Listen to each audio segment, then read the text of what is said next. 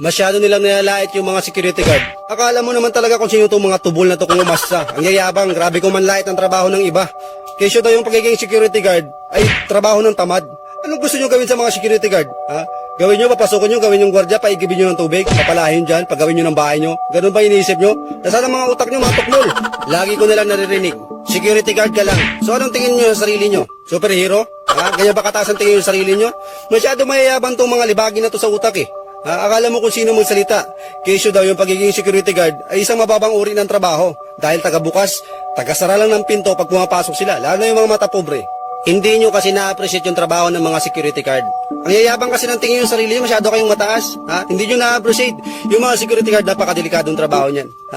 Buhay ang kapalit niyan. Buhay ang sinasangla niyan sa trabaho niyan. Hindi yung purkit nakikita yung nakaupo, nakatayo, ganun lang kasimple, hindi ganun yun.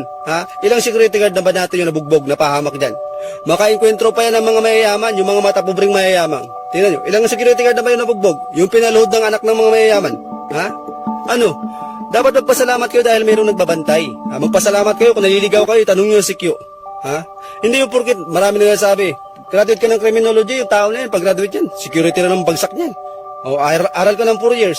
Diba? Yung mga chismosa, sabihan ka. Criminology yan, bobo naman yan, pagdating ng panahon yan, bagsak yan, secure lang.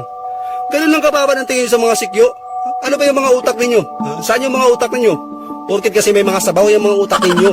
Pag may mga masamang loob, may mga magnanakaw, sinong unang pinupronta? Di ba yung mga security guard? Hindi nyo naisip na napakadelikado ng trabaho nila. Kaya dapat magpasalamat pa nga kayo eh. Kung wala ang mga security guard, tandaan nyo, tuwang-tuwa ang mga magnanakaw. Baka yung mga nilalait sa mga security guard na to, baka mga kawatan to. Baka isa kayo sa mga kawatan, kaya nilalait yung mga security guard.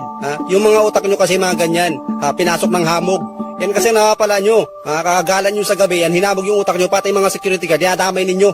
Ako marami akong kaibigan na security guard. Kailanman ay hindi ko nakikitaan na may mali ang pagiging security guard. Marangal na trabaho yan. Bakit hindi nyo pansinin yung mga chismosa dyan na si gwardiya sa buhay ninyo?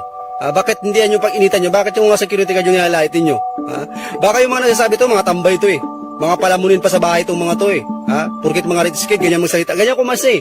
Lalo na kung security guard ka, na-appreciate ko talaga yan. Pag nandun ako sa bangko, yung mga kala mo sinong mayayaman, talagang pag tumingin sa security guard, taas baba, kala mo kakainin talaga. Ganun ba kababa? Ganun ba kataas ang tingin yung sarili nyo? Ano kayo? Tandaan nyo kung saan kayo pupunta.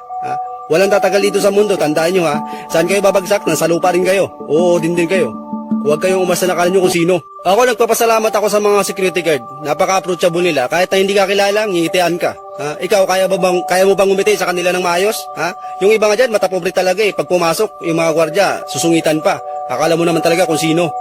Ayun hello mga kaibigan, ako nga pala si Mr. Focus nagbabalik para sa inyong mga request. And today, gusto ko lang i-shoutout lahat ng mga security guard natin dyan. Mabuhay kayo, hayaan nyo yung mga nalalait sa mga trabaho ninyo, may mga ubo sa utak yan. Basta ako, bilib na bilib ako sa inyo, ipagpatuloy nyo lang yung trabaho ninyo. Huwag kayong mahinawalan sa kanila. Shoutout nga pala sa mga kaibigan ko mga security dyan, lalo na kay Jumer Burlas. Kababata ko yan, napakabait na tao yan, wala akong masasabi dyan. At hindi ko man lang nilalait yung mga security na to dahil napakarangal na trabaho yan. Dapat laitan nyo yung mga kurakot dyan.